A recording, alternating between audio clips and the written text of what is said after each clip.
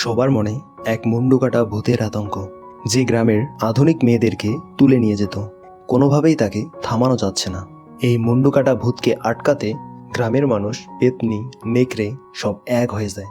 লক্ষ্য তাদের একটাই, এই মুন্ডুকাটা ভূতকে মারতে হবে। তো আজকে কথা বলবো নতুন রিলিজ পাওয়া স্ত্রী 2 মুভিকে নিয়ে।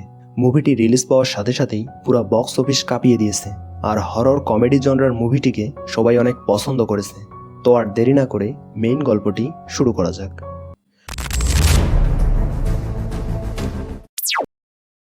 গল্পের শুরুতে আমরা একটি মডার্ন মেয়েকে দেখি, যে সিগারেট খাওয়ার জন্য বাড়ির বাইরে এসেছে।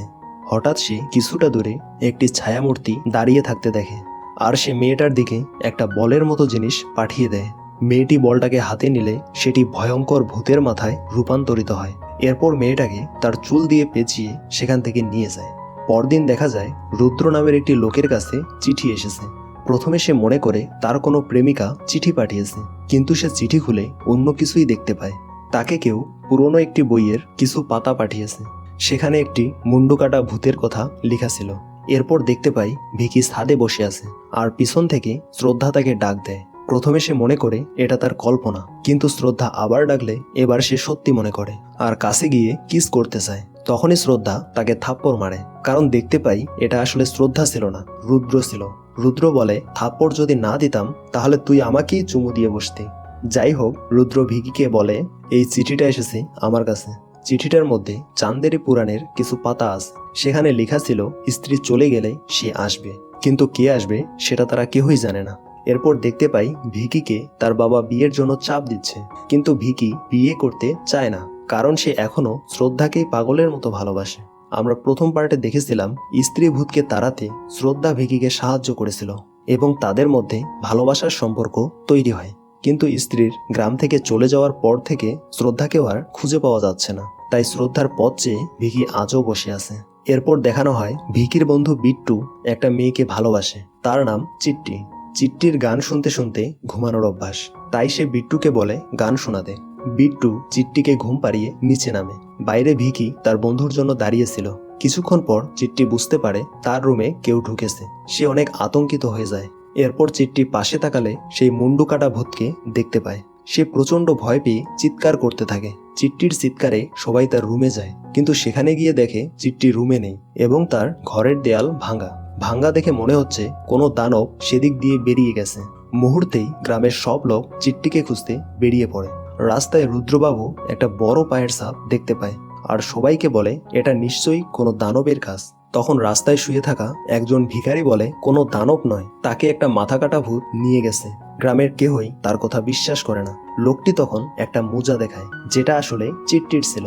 এইসব শুনে গ্রামের সবাই আতঙ্কিত হয়ে নানান কথা বলতে থাকে। তখন ভিকি খেয়াল করে রাস্তায় কেউ একজন দাঁড়িয়ে আছে। ভিকি তার পিছু করতে করতে একটা ভাঙা প্রাসাদে ঢুকে পড়ে, যেখানে সেই স্ত্রী ভূতটি থাকতো।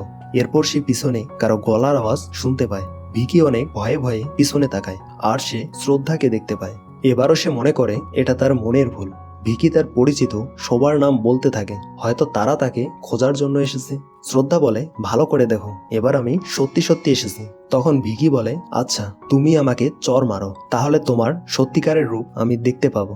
শ্রদ্ধা বাধ্য হয়ে ভিকিকে কষিয়ে একটা চর মারে। সে চর খাওয়ার পর কষ্ট পাওয়ার বদলে খুশিতে নাচতে থাকে, কারণ এটা তার কল্পনা নয়। বহু বছর পর তাদের দুজনের দেখা হলো। ভিকি আবেগী হয়ে তার ভালোবাসার কথা বলতে থাকে। তখন শ্রদ্ধা তাকে থামিয়ে বলে, এইসব কথা পরে বলিও, এখন কাজের কথায় আসি। আমি জানি সব মেয়েরা কোথায় যাচ্ছে। ভিকি বলে, কি করছে এইসব? শ্রদ্ধা জানায়, যে ব্যক্তি সেই দাসীকে মেরে স্ত্রীভূত বানিয়েছিল সেই এখন এইসব করে বেড়াচ্ছে, কারণ স্ত্রীভূত এই গ্রামকে ছেড়ে যাওয়ার পর সে এই গ্রামে আসার সুযোগ পেয়েছে। এরপর আমরা দেখি ভিকি রুদ্র সাহেবের অফিসে এসে সেই চিঠির ব্যাপারে জানতে চায়, কারণ এই চিঠিতেই সেই মুন্ডুকাটা ভূতের রহস্য জানা যেতে পারে। চিঠিতে জানা যায় সেই গ্রাম প্রধানের নাম চন্দ্রভান। সে দেখতে দানবের মতো, আর প্রচুর পরিমাণে নেশা করত। মেয়েদের ব্যাপারে তার খুবই খারাপ দৃষ্টিভঙ্গি ছিল। সে মনে করত মেয়েদের কাজ হচ্ছে ঘর সামলানো আর ছেলেদের সন্তুষ্ট করা। সে প্রতিদিন তার চেলাদের সাথে একজন দাসীর নাচ দেখত। একদিন তারা উন্মাদ হয়ে সেই দাসীকে তার মেয়ের সামনেই জীবন্ত পুড়িয়ে মারে। সেই দাসী মারা যাওয়ার পর স্ত্রীভূত হয়ে ফিরে আসে আর চন্দ্রভানের গলা কেটে মাটিতে পুঁতে রাখে। ভিকি বলে এই জন্য স্ত্রীভূত যখন এই গ্রাম ছেড়ে দিল তখন থেকেই এই মুন্ডুকাটা ভূতের আবির্ভাব হলো। আর আমরা মনে করছিলাম মেয়েরা বুঝি শহরে পালিয়ে যাচ্ছে। তখন বিট্টু বলে তোমাকে এইসবের ব্যাপারে কে বলেছে? ভিকি লজ্জা পেয়ে বলে আমার শ্রদ্ধা চলে এসেছে, তার কাছ থেকেই আমি এইসব জেনেছি। সেই দিন রাতে তারা আলোচনা করে কিভাবে এই মুন্ডুকাটা ভূতকে হারানো যায়, আর সব শেষে বুঝতে পারে একে মারতে পারে একমাত্র স্ত্রীভূত। কিন্তু তারা তো স্ত্রীভূতকে তাড়িয়ে দিয়েছে, কিভাবে আবার নিয়ে আসবে? তখন ভিকি বলে এই কাজ একমাত্র জনা করতে পারে। এরপর তারা দিল্লিতে যায় তাদের বন্ধু জনার কাছে, যেটা আমরা ভেড়িয়া মুভির পোস্ট ক্রেডিট সিনে দেখতে পেয়েছিলাম। এখানে ভাস্কর নেকড়ের রূপে ছিল, তাই সে ঘর থেকে পালিয়ে যায়। কিন্তু ভিকি আর বিট্টু তাকে কুকুর মনে করে অতটা গুরুত্ব দেয় না। এরপর তারা জনাকে বলে স্ত্রীকে আবার গ্রামে নিয়ে আসতে হবে, আর এই কাজটি তুই ছাড়া কেউই পারবে না, কারণ স্ত্রীর সাথে তোর অনেক ভালো সম্পর্ক ছিল। জনা প্রথমে রাজি হয় না, কিন্তু তারা বিভিন্ন মিথ্যা বলে জনাকে রাজি করায় আর গ্রামে নিয়ে আসে। রাতে তারা তিন বন্ধু রুদ্র সাহেবের বাড়িতে যায়। সেখানে তারা আলোচনা করে এই মুন্ডুকাটা ভূতকে মারতে হলে তাদের স্ত্রীভূতকে এই গ্রামে আনতেই হবে। তার জন্য জনাকে তারা টোপ বানাতে চায়। জনা রাজি না থাকলেও সবার জোরাজুরিতে সে রাজি হয়। এরপর তারা বাইকে করে সেই ভুতুরে বাড়িতে যায় যেখানে স্ত্রী থাকতো। একসময় তারা জনাকে একা রেখে সেখান থেকে পালিয়ে যায় যাতে স্ত্রী তার কাছে আসতে পারে, কিন্তু পালাতে গিয়ে ভিকিও একা হয়ে যায়। আর তারা সবাই সেই কাটা মাথাটিকে দেখতে পায়, যার কারণে সবাই ভয় পেয়ে আবার এক জায়গায় হয়। এরপর ভিকি তাদের সেই জায়গায় নিয়ে যায় যেখানে সেই ছবিগুলা আঁকা ছিল। সেই ছবিগুলা দেখার সময় কেউ জনাকে পিছন থেকে টেনে নিয়ে যায়। এরপর তারা জনাকে খুঁজতে থাকে। কিছুক্ষণ পর তারা জনাকে পাথরের গায়ে ঝুলে থাকতে দেখে। তারা ভাবে এটা নিশ্চয়ই স্ত্রীর কাজ। এর মধ্যেই জনা উপর থেকে ধূপ করে নিচে পড়ে যায়। শ্বাস প্রশ্বাস বন্ধ দেখে রুদ্র বলে জনা মারা গেছে। সবাই অনেক কান্না করতে থাকে, কিন্তু হঠাৎ করেই দেখা যায় জনা উঠে পড়েছে। তার চোখ সাদা হয়ে আছে। সে উঠার সাথে সাথেই বলে তাড়াতাড়ি পালাও, সে আসছে। এই শুনে সবাই তাড়াতাড়ি সেখান থেকে বেরিয়ে পড়ে, কিন্তু মুন্ডুকাটা ভূতটি তাদের পিছু নেয়। জনা অনেক কষ্টে রুদ্র সাহেবের অ্যালকোহলের সাহায্যে সেই ভূতের মুন্ডুতে আগুন ধরিয়ে দেয় আর সেখান থেকে পালিয়ে একটা পুতুলের নিচে আশ্রয় নেয়। কিন্তু ভূতটি সেখানেও পৌঁছে যায় আর ভিকিকে আক্রমণ করে। ঠিক সেই সময় শ্রদ্ধা সেখানে আসে আর ভিকিকে বাঁচায়। শ্রদ্ধা যেহেতু স্ত্রীর কাটা চুল তার চুলে লাগিয়েছিল, তাই তার চুলেও স্ত্রীর মতো শক্তি এসেছে। সে মুন্ডুকাটা ভূতকে মারতে থাকে, কিন্তু এক পর্যায়ে শ্রদ্ধা তার সাথে আর পেরে ওঠে না। ভূতটি স্ত্রীর মূর্তি ভেঙে সেখানে নিজে দাঁড়িয়ে পড়ে। পরদিন তারা সবাই মিলে শ্রদ্ধাকে ধন্যবাদ জানায় তাদের জীবন বাঁচানোর জন্য। শ্রদ্ধা বলে স্ত্রীর চুলের জন্যই আমি তোমাদের বাঁচাতে পেরেছি, কিন্তু তার শক্তির সামনে আমার এই শক্তি কিছুই না। তাই আমাদের সবাইকে একসাথে কাজ করতে হবে।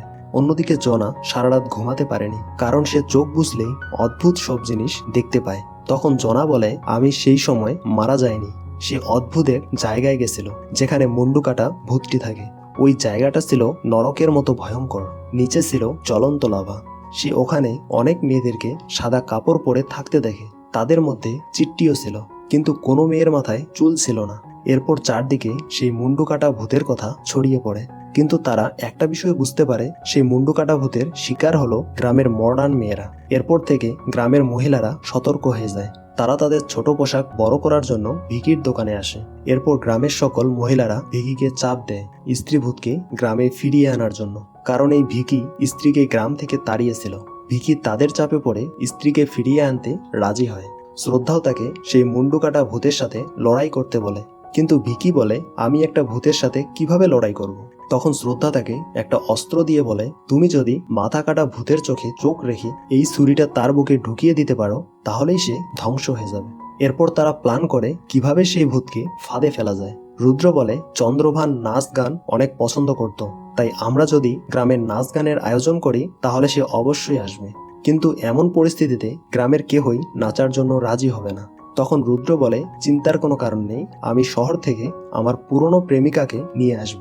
আলোচনা শেষে সবাই সেই নর্তকীর কাছে চলে যায়। তার নাম ছিল শ্যামা। শ্যামার রূপ দেখে সেই তিন বন্ধু হাঁ করে দেখতে থাকে। রুদ্র শ্যামাকে বলে তোমার সাহায্য আমাদের খুবই প্রয়োজন।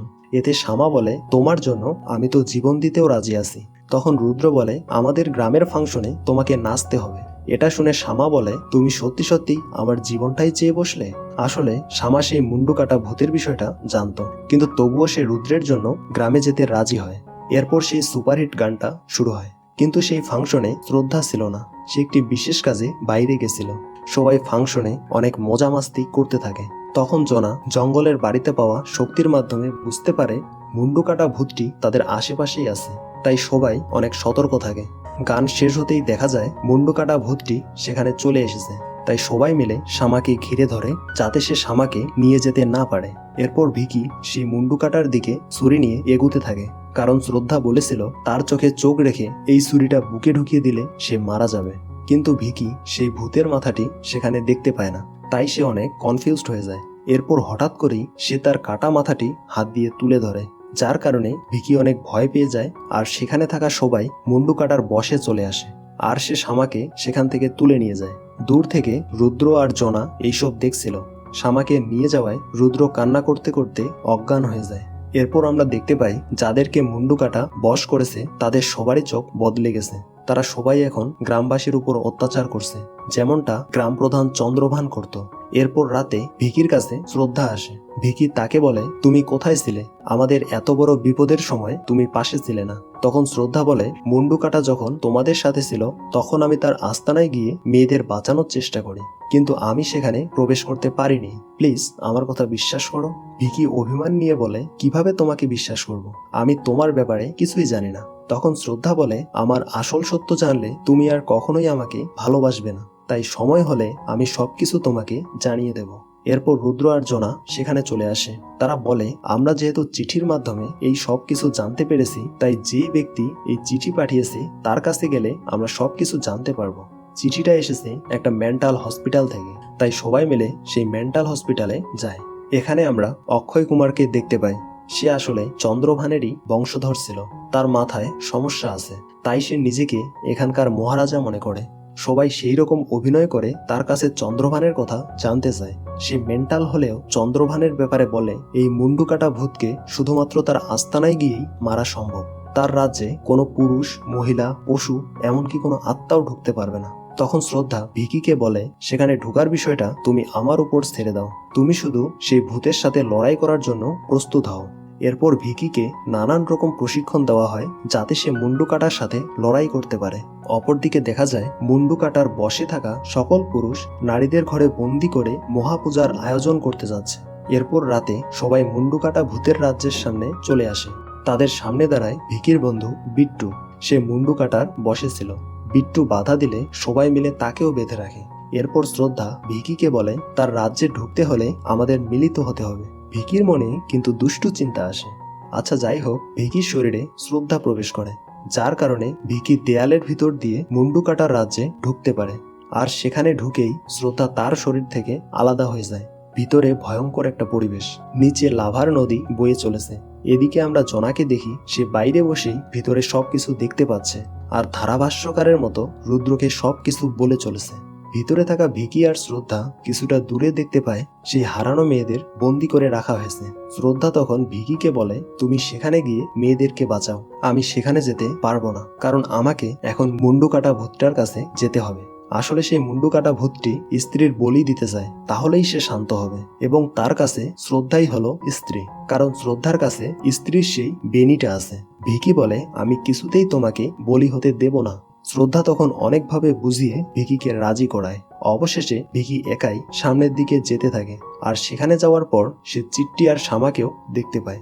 কিন্তু অবাক করা বিষয় হচ্ছে, সেখানে কেহ বিন্দুমাত্র নড়াচড়া করছে না। হঠাৎ করে ভিকি দেখতে পায় সব মেয়েদের মুখ থেকে আলোক রশ্মি বের হচ্ছে। ভিকি ভয় পেয়ে শ্রদ্ধাকে ডাকতেই যাবে, তখনই দেখতে পায় শ্রদ্ধারও সেই একই অবস্থা। ভূতের মাথাটি শ্রদ্ধার শরীর থেকে শক্তি চুষে নিচ্ছে। এইসব দেখে ভিকি নিজেকে আটকে রাখতে পারে না, তাই সে কোনো কিছু চিন্তা না করে দৌড়ে আসে, আর ভূতের মাথাটিকে এক কোপে দুই ভাগ করে দেয়। এখন ভিকি তো মহা খুশি, কারণ সে মনে করে ভূতটাকে সে মেরে ফেলেছে। কিন্তু ঘটে তার উল্টোটা, কারণ সেই কাটা মাথাগুলো থেকে আবার নতুন মাথার সৃষ্টি হয়েছে। শ্রদ্ধা তার বেনি দিয়ে আর ভিকি তার হাত দিয়ে মাথাগুলোর সাথে লড়াই করতে থাকে। তারা মাথাগুলোকে কাটলে সেখান থেকে প্রতিবার নতুন মাথা সৃষ্টি হচ্ছে। অনেকগুলা মাথা হওয়ায় তারা ভিকি আর শ্রদ্ধাকে ঘিরে ফেলে। এরপর শ্রদ্ধা সেই তরবারিটি দেখতে পায়, যেটা দিয়ে স্ত্রী চন্দ্রভানের গলা কেটে দিয়েছিল। তাই সে ভিকিকে বলে, এই তরবারিটি দিয়ে মাথাগুলা কাটতে পারলেই ভূতটি ধ্বংস হয়ে যাবে। তাই ভিকি তাড়াতাড়ি সেই পাথরের কাছে যায় আর তরবারিটি বের করার চেষ্টা করে, কিন্তু সে কোনোভাবেই তা বের করতে পারে না। আর একটি মাথা এসে তাকে বন্দি বানিয়ে ফেলে। অপরদিকে আরেকটি মাথা শ্রদ্ধাকে বন্দি বানিয়ে তার থেকে শক্তি টেনে নিতে থাকে। তখন আমরা সেখানে জোরে একটা আওয়াজ শুনতে পাই। দেখি ভাস্কর চলে এসেছে। সে অর্ধেক মানুষ আর অর্ধেক নেকড়ে হওয়ার কারণে সেও ভিতরে প্রবেশ করতে পেরেছে। এখানে বলে রাখি, ভেড়িয়া মুভিটিও এই মুভির সাথে পরের পর্বে যুক্ত হবে। এরপর ভাস্কর নেকড়ের রূপ ধারণ করে সেই মাথাগুলোকে খেতে থাকে, যার কারণে ভিকি আর শ্রদ্ধা সেই যাত্রায় বেঁচে যায়। বাইরে থেকে জনা খুশিতে চিৎকার করে ওঠে, কারণ ভাস্করকে নিয়ে আসা জনারই পরিকল্পনা ছিল। এরপর দেখতে পাই ভূতটির শরীর সেখানে চলে আসে আর সে এক ধাক্কায় নেকড়েকে ফেলে দেয়।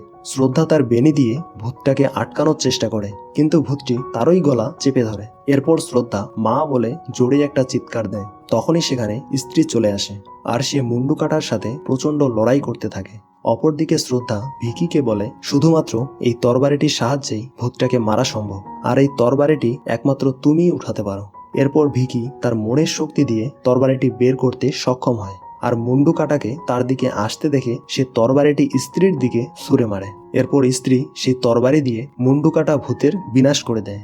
মুন্ডু কাটা ধ্বংস হওয়ার সাথে সাথেই গ্রামের সব মানুষ ঠিক হয়ে যায়। এরপর হঠাৎ করে স্ত্রী ভিকিকে আক্রমণ করতে আসে, কিন্তু শ্রদ্ধা তাকে আটকায় আর বলে, তুমি এখান থেকে চলে যাও মা।